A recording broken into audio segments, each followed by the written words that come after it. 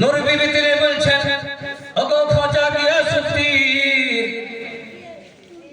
আমার বাড়িতে আল্লাহ আল্লাহর জিকির শোনা যায়, আমি অনুভব করিনি কোথায় থেকে জিকির আসছে, কোথায় থেকে জিকিরের শব্দ পাওয়া যায়, কোথায় থেকে জিকিরের আওয়াজ শুনতে পাই। নূর বিবি তিনি বলছেন, আমি গভীর রাত্রিতে অনুভব করি যে এই আওয়াজটা কোথায় থেকে ভেসে ভেসে আসে।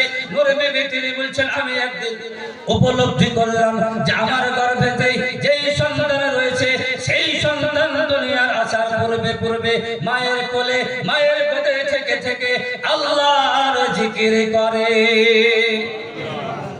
খাজা মঈনুদ্দিন তিনি তার মা বলছেন যে দুনিয়াতে এসে তিনি আল্লাহর সুপরামর্শ দিবে, দুনিয়াতে এসে আল্লাহর সুরাস্তা দেখাবে, কিন্তু আল্লাহকে মায়ের পেট থেকে তিনি বলছেন আল্লাহ আল্লাহ আল্লাহ আল্লাহ করে আল্লাহকে রাজি করছেন। ওগো দুনিয়াবাসী, আজ আমরা যখন দুনিয়াতে এসেছি, আসার পরে খাজা মঈনুদ্দিন চিশতি রহমাতুল্লাহ আলাইহি তিনি বলছেন যে আমি দুনিয়াতে এসে আসার পূর্বে আমার রবকে আমার আল্লাহকে জিকির আজগার করে করে আমার আল্লাহকে খুশি করেছি, এবং যখন দুনিয়ায় যাব আল্লাহ রাব্বুল আলামিন তিনি বলছেন, ওগো মঈনুদ্দিন, যখন তুমি দুনিয়ায় যাবে তোমার যেই জায়গাতে তুমি থাকবে সেই জায়গাতে আমি আল্লাহ তাআলা দিনের চেহারাকে এমন ভাবে আলোকিত করে দিব, সমস্ত জায়গা অন্ধকার থাকবে, কিন্তু মঈনুদ্দিনের আলোতে সারা জগৎ আলোকিত হয়ে যাবে। নূর বিবি তিনি বলছেন, যেই দিন মঈনুদ্দিন আমার সন্তান দুনিয়াতে ভূমিষ্ঠ হলো, যেই দিন আমার সন্তান দুনিয়াতে আসলেন, সেই দিন নূর বিবি তিনি বলছেন কোন সাধারণ মানুষের মতো মঈনুদ্দিন ছিলেন না।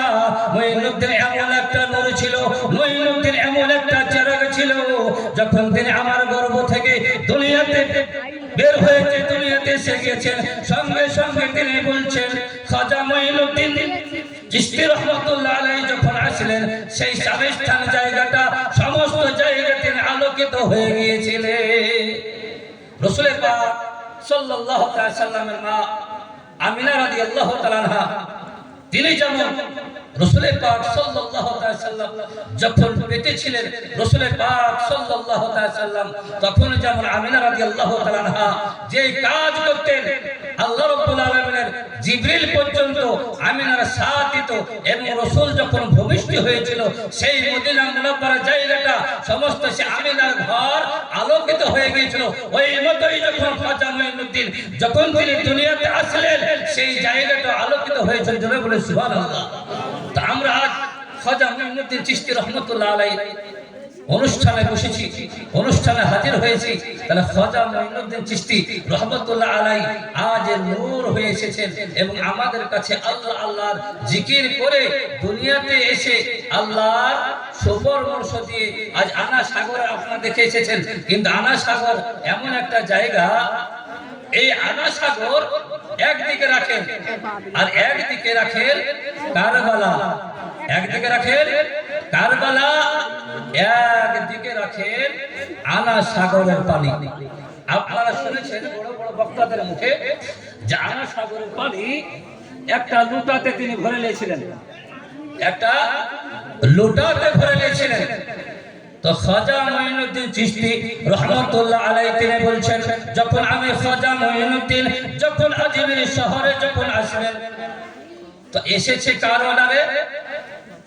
মঈনুদ্দিন হিন্দুস্তানে এসেছে নিজের ইচ্ছায়, ইয়া ওনাকে পাঠানো হয়েছে? বলবেন তো? পাঠানো হয়েছে। কে পাঠিয়েছে? রাসূল পাক সাল্লাল্লাহু আলাইহি সাল্লাম।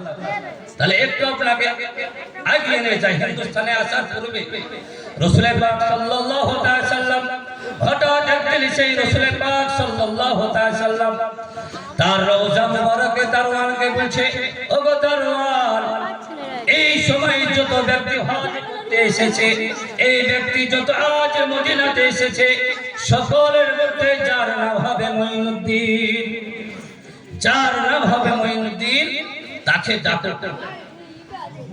সেই দারওয়ান এলান করে দিল, ওগো মঈনুদ্দিন, যারা তোমরা আছো রাসূলের দরবারে হাজির হয়ে যাও। যখন তিনারা সকল হাজার হাজার কোটি কোটি মঈনুদ্দিন যখন রাসূল পাক সাল্লাল্লাহু তাআলা আলাইহি ওয়াসাল্লামের দরবারে হাজির হয়ে গেলেন, হাজার হাজার মঈনুদ্দিন যখন রোজা মুবারকের পাশে হাজির হয়ে গেলেন। হাজির হওয়া